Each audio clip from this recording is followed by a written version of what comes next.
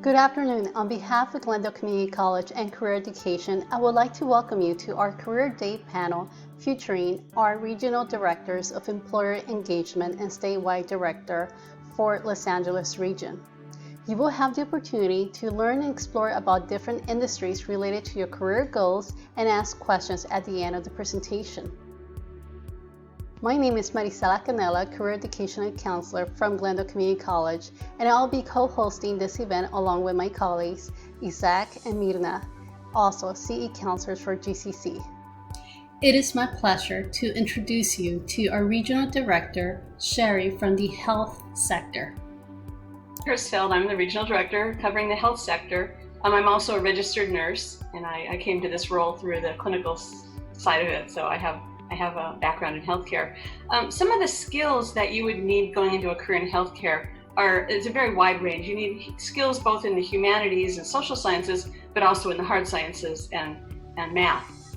But of course, on top of everything is caring. If you don't care about your patients, then this is not the career for you. But caring is always, an essential. Critical thinking, to be able to stand on, to be able to think on your feet, and to be able to take a lot of information in and make a decision based on that. Communication, both written and oral, are essential components. Everything that all your work with patients is very much oral communication, and then everything that you do, you have to document. And there's a saying, if you don't document it, it wasn't done. So our documentation is really critical. And of course, the sciences, there's anatomy and physiology and chemistry and microbiology and pharmacology and all the sciences that you need to be proficient in, but taking that and applying it to the human. Most occupations in healthcare require some kind of certification or license, and there's a very wide range. We have some certificates that you can get in a one-semester course, and then there's licenses that take a doctorate degree before you're eligible for that. So there's a huge range, and there's lots of different ways that you can approach a healthcare career. You can set your sights on a very high level license and go straight down the freeway for that, or you can start along at an entry level certificate and work a while and then advance into another area and work your way through a pathway like that. So there's lots of different ways that you can, lots of off ramps and on ramps and pathways that you can use to a very satisfying career. Some of the entry level positions are certified nursing assistant, that's CNA, home health aide, HHA, and medical assisting. And Glendale College has a medical assisting program. And some sample salaries. RN is one of the largest occupations in healthcare in terms of the number of employees. And RNs earn an average of $48 an hour. Starting out is about $38 an hour. Average is $48, and nurses can make much more than that depending on their specialty. A CNA usually starts at around $15 an hour, although now with COVID and the issues with long-term care facilities, they're offering premiums, so that's gone up. MDs, it's really tough to get an hourly range, but I sort of picked some stuff off the internet. Depending on specialty, you can look at something from $119 to $398 an hour. So MDs, physicians, are generally the highest paid occupation in the healthcare sector. Challenges in healthcare. Well, we have things like infectious diseases and dealing with human beings. And actually, I have challenges and rewards, and I think in many cases the challenges and the rewards are the same. It really depends on your personality and if this is a career that's right for you.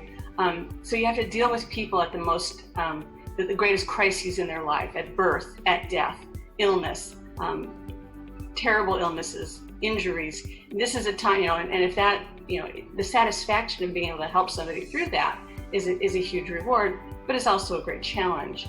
But you're in the front lines, so you often don't know what you're going to be up against. You're in the front lines of infectious diseases, for example. The COVID crisis really is not the first one we've been through. It happens on a fairly regular basis, and you don't know that if you're seeing the first patient. I've been in this position long enough that I saw some of the first HIV patients and we had no idea what it was or how it was spread or how, and we had no way to treat it either or even diagnose it. So there was a lot of fear, but also, kind of like what Charlotte said, there's also lifelong learning involved. You have to constantly be adding to your wealth of knowledge as as the science changes, you have to keep up with it. But it's an amazing career, lots of opportunities, and lots of ways to implement a healthcare career. There's careers that are in the front line. There's careers that are behind the scenes, and there's many of these areas for you. Glendale College has several different programs, including, I mentioned, medical assisting. They have an alcohol substance abuse program, emergency medical technician, and a registered nursing physician. So talk to your counselor and consider a career in healthcare. Thank you, Carrie. Myrna, would you like to introduce our next regional director? Director is Judy Fox. She is the Regional Director of Employer Engagement, Business and Entrepreneurship. Judy, the floor is yours.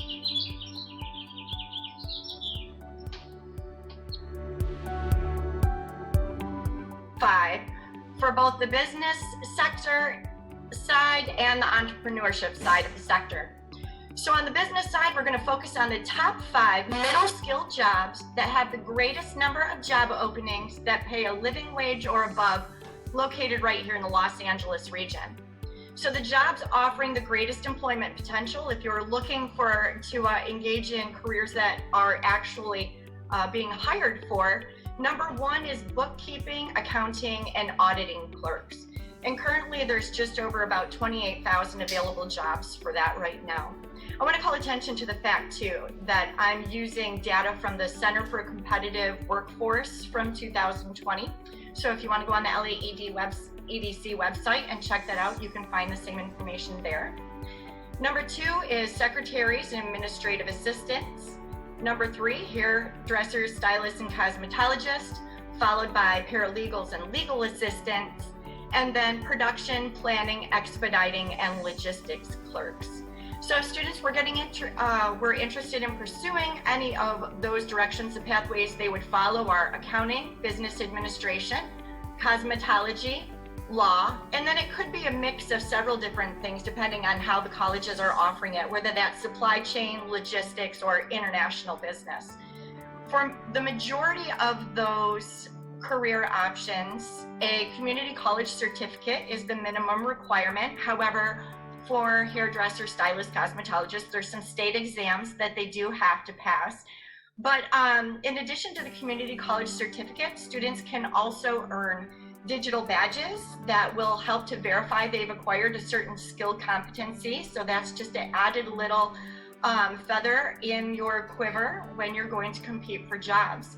Consequently, the hairstyle, stylist, cosmetologist happen to also fall on the entrepreneurship side of the sector. So the top 5 occupations by the number of self-employed workers in LA County. So these are the groups that make up the highest population of entrepreneurs in the region, which would be 10% of all LA County being considered self-employed, are the child care and self-enrichment education worker, hairdressers, stylists, and cosmetologists, carpenters, real estate sales agents, and supervisors in retail management. Interestingly, though, those aren't necessarily the top paying jobs for our entrepreneurs, our giggers, or freelancers. So the self-enrichment education workers, you can see there, falls at the top around close to $21. Our heavy-duty tractor and truck drivers are at 19, real estate right around 19, photographer 17, and auto service technicians and mechanics. And what's interesting there is that we're seeing a large population of our entrepreneurs are actually coming from the automotive and transportation sector. But across the board, no matter what field of entrepreneurship you're getting into, there are some top skills that are required because a community college certificate is not necessarily needed to be an entrepreneur, although it can certainly help depending on the area or discipline that you choose to specialize in. If you choose to just go in and take a class to enhance your skills, the recommended ones are entrepreneurship and business management. Definitely e-commerce, especially at this time with everything going on. Excel, marketing, communications, and digital media and accounting and financial management. So our sector's website, which is not on here, is simple, businessandentrepreneurship.net. And we also have a curriculum repository for faculty that's available nationwide, and that is eshipeducator.net. So if you have any questions about any of the career paths or opportunities available from the business and entrepreneurship side for our LA region, my contact information is there at the bottom of the screen, and I would be happy to talk to you. Thank you, Judy, for this great information. We will now move to our next regional director, who is Katie Mischler. She is the Advanced Transportation and Logistics and logistics. So take it away, Katie. Yeah, thank you. Thank you so much. So the area that I represent is pretty large. So advanced transportation and logistics includes, of course, auto mechanic, auto body, drones, aviation, heavy duty, and then on the other side of that, it's also going to be logistics, supply chain. So we have a really close relationship with global trade as well, so you might see some overlap there. And my sector website is also listed above, atnleducation.org. My dog wants to photobomb my appearance here. So some of the things for our sector skills, critical thinking, communication, networking is really big. In fact, networking is really big for any career or occupation you choose. Whenever I'm talking to students, I always let them know some of these are really small worlds, and you never really know when someone's going to end up somewhere else, and then they have hiring authority. So you always want to leave good impressions. You always want to learn the skill of networking and following up, because that can mean the difference between just meeting someone and getting a job. Excel is also really important, and also surprising how many people aren't that comfortable with Excel beyond the very basic skills. And so analytics, data analytics is big throughout the sector, especially for supply chain and logistics, but also even in the fleet world, which is where I spend a lot of my time. So analyzing fuel usage, budget, especially for compliance, regulatory compliance, and green alternative fuels is really big. And having a good attitude, I think, is also really important. And it sounds very cliche and maybe kind of basic, but I can't tell you how many times I have hiring managers or supervisors say, you know, we can teach a lot of things, but we can't teach someone to have a good attitude, to show up on time. Those really basic things are really, really important. And yes, some math is definitely still involved.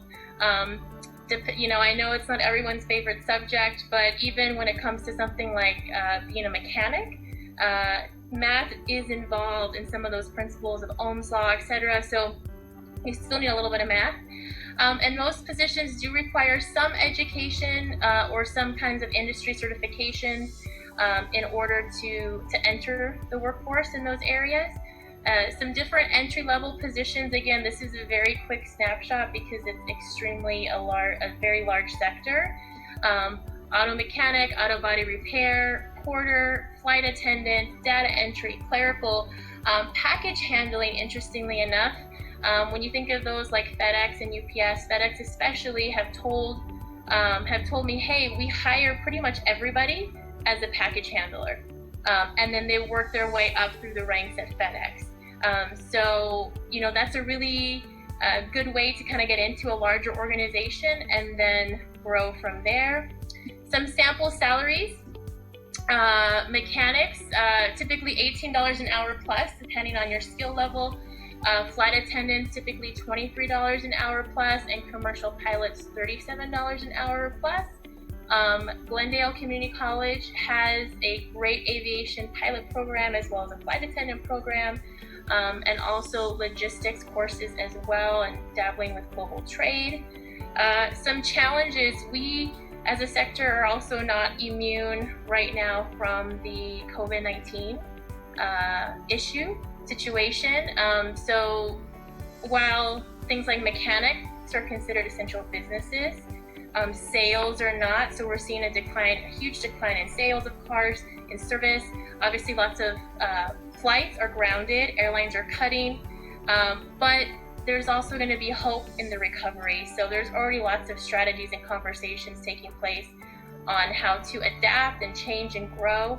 And I think in a way that's going to be part of the rewards. For example, supply chain and logistics is going to absolutely explode because we're seeing all about that now, right? The supply chain, the food supply chain especially, has been a big topic of conversation. Getting supplies from production all the way through to warehousing to stores for consumers to purchase.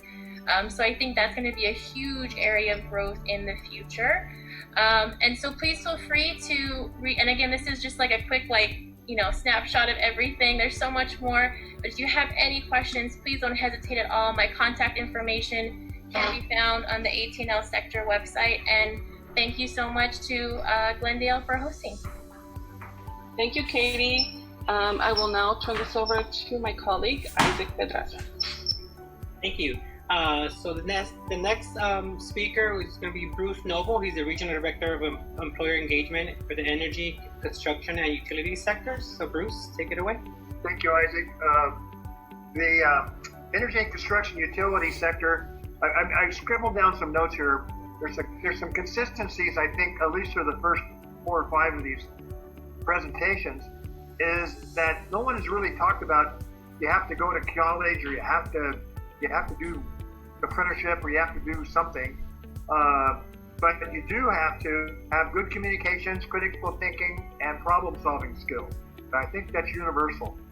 The other thing we've talked about are middle skills. If you're not familiar with middle skills, the middle skills are those careers that require a post-secondary, which means post-high school, training, usually with some kind of industry-valued outcome, credential, certificate, badge, what have you. Doesn't require a 4-year baccalaureate, and some of that training can be accomplished in as few as 6 months, and some of them take a couple of years, if you or more.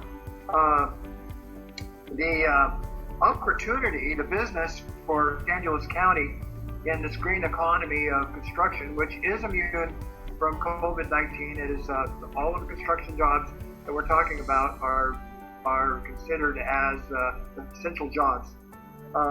Employs about 140,000 workers in Los Angeles, with about 15,000 workers required for replacement or organic growth each year. There's a common perception that the jobs in the energy, construction, utility sector are carpenters, plumbers, and electricians. Yes, that's true, and those jobs are there and they do pay well.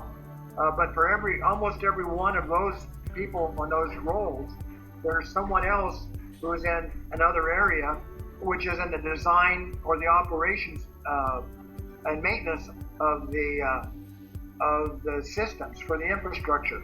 Infrastructure includes wireless systems, telephone communication systems, electrical distribution systems, roads, waterworks, just anything that has to do with infrastructure or construction and buildings are in this sector.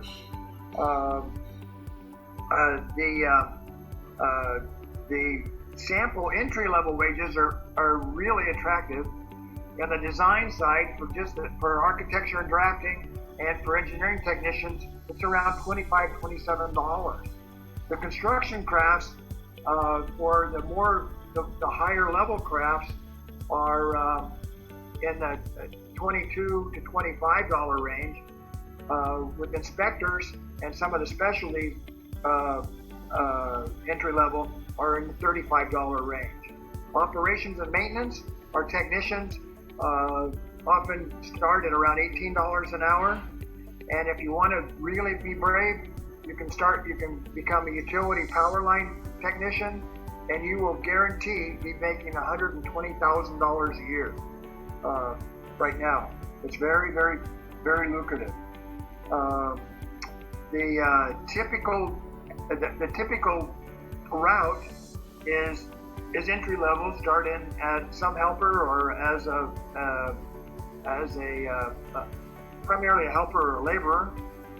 And after about 5 years, you will have the experience in that particular trade to be making between $60,000 and $100,000 a year, almost guaranteed. And there's still high demand for, at least for the foreseeable future of 6 to 8 years. Let's see, challenges. Well, there's the good and the bad. The challenges at work, this work is often outdoors or sometimes in confined spaces, but the rewards are manifold in that you have complete independence. You're supposed to work for yourself and by yourself and in teams, but you're independent. You have responsibility for the work you do. You're autonomous, and this is a green career. And I think that's pretty much the high points of the area. It is wide open. Like I said, there's almost 150,000 people and over 15,000 jobs every year in this area that need to be filled. And Glendale has many of these programs in their catalog.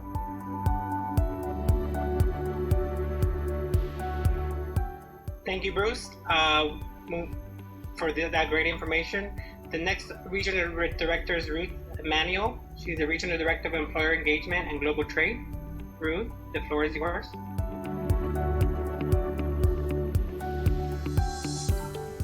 Hi everyone, sorry I was muted.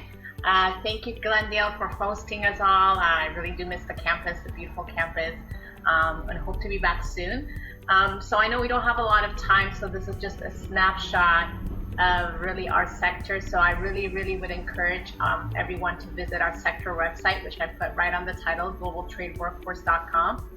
And it has a wealth of information about different areas of our topic. Before I delve into kind of what the skills are in the sector, I want to talk a little bit more about what the global trade sector is all about, because it's something that maybe a lot of people are not familiar with. We hear a lot about health, but not necessarily global trade. And global trade, similarly to health, is very broad. Obviously, you could be a CNE, like Sherry said. You could be a respiratory therapist, you could be a nurse, you could be a surgeon. And each position has different training, different level of education, and you kind of know that intuitively. And similarly, global trade as well. There's different areas you go into and different industries that it intersects with, and it helps to break it down.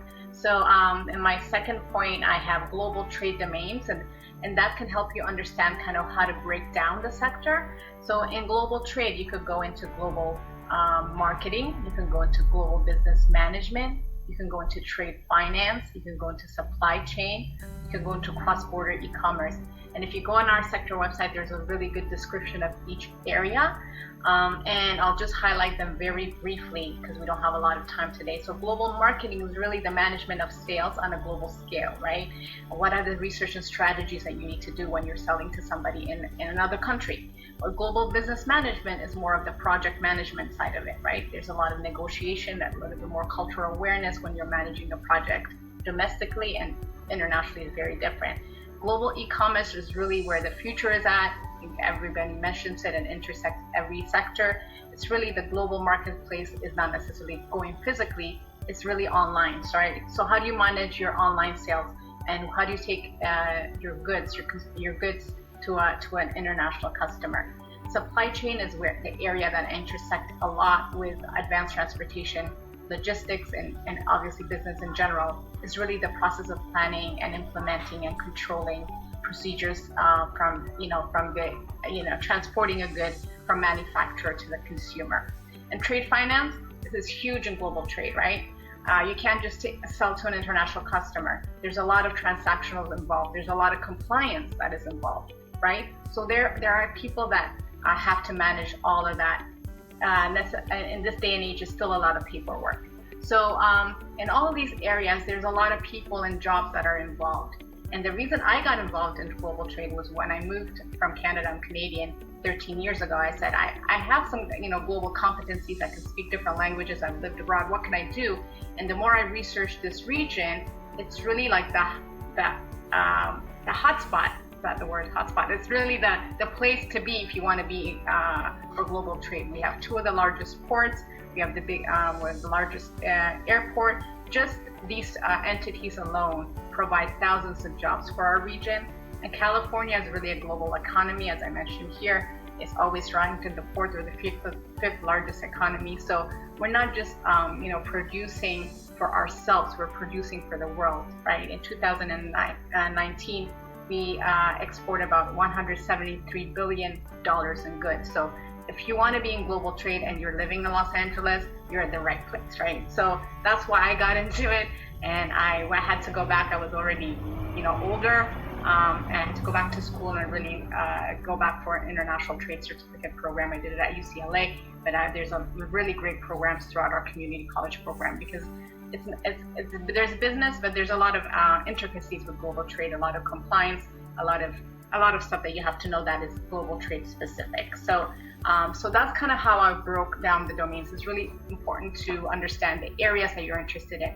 Maybe you're more in the marketing side. Maybe you're more of a analytical type of person and more data person. Maybe supply chain might work for you. So you kind of just understand yourself and then pursue programs that kind of align with your strengths.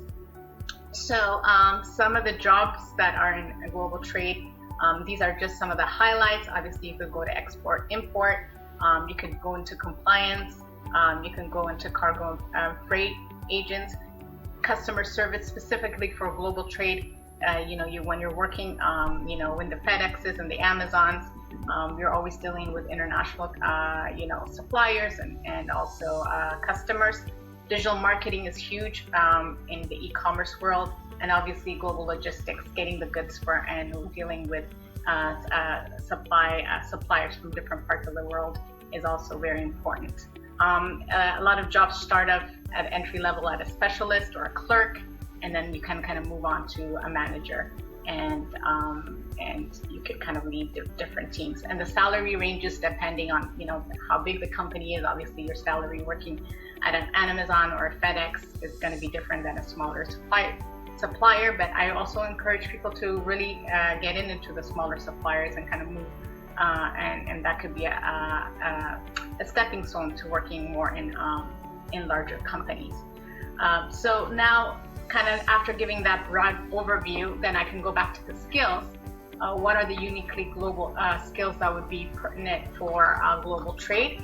I would say cross-cultural communication skills, collaboration, customer service, people skills, project and account management is very important, and just curiosity about the world. We actually have a good definition of what global competence is, which is going to be a very important 21st century skill that you need to develop whatever sector you're in. Is really, and they break it down really into the ability to investigate the world beyond your immediate environment, recognize different perspective, communicate your ideas, and take action. So whether you're in a specific global trade program or a business program, or in IT or in transportation, it's really very important to be global competent in today's world.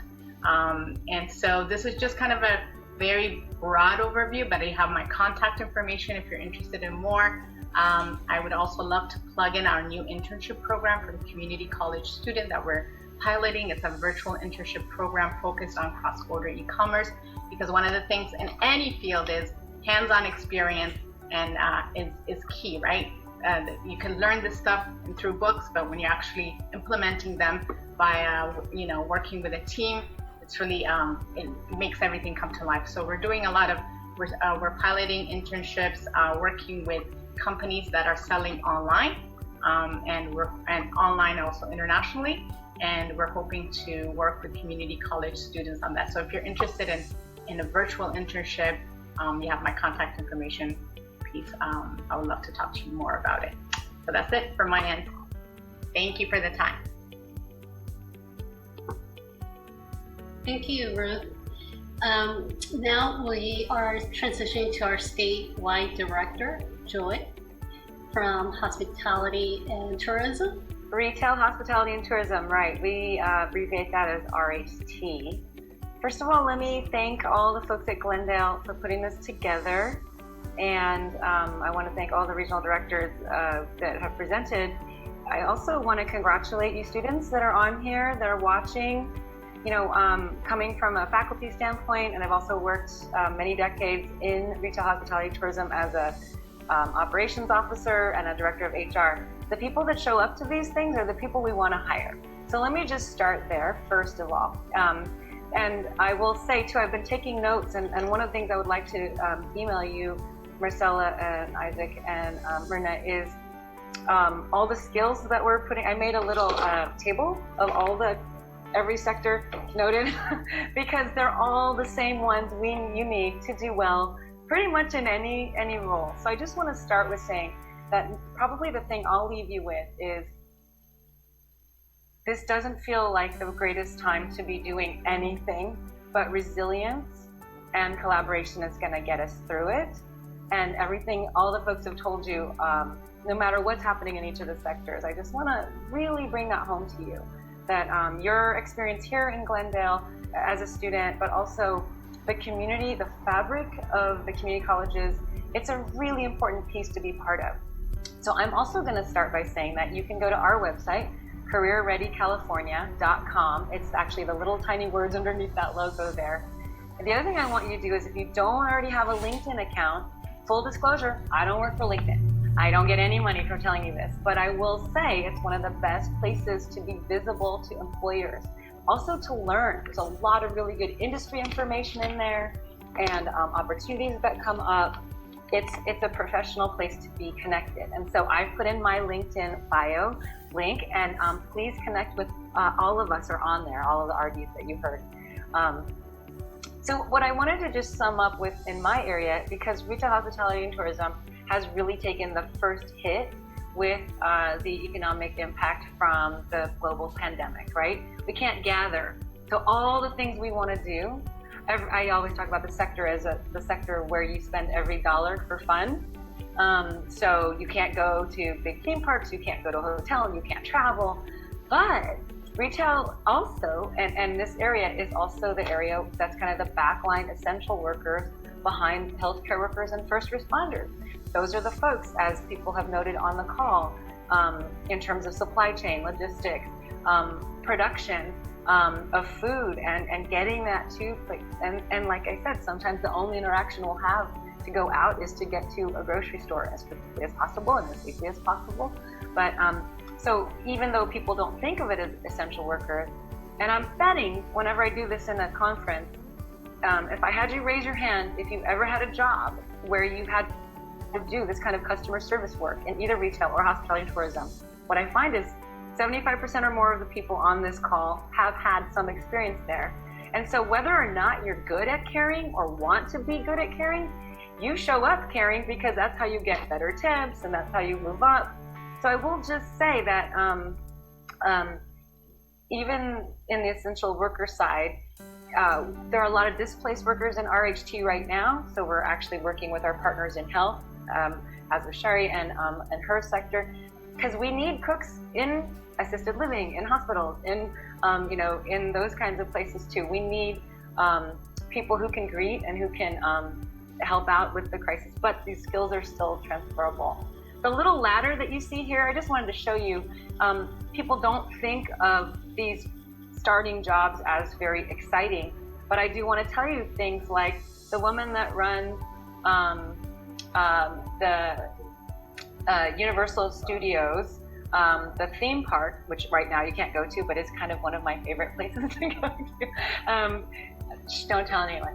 I take my kids to go there, but really it's because I want to go to the Harry Potter world.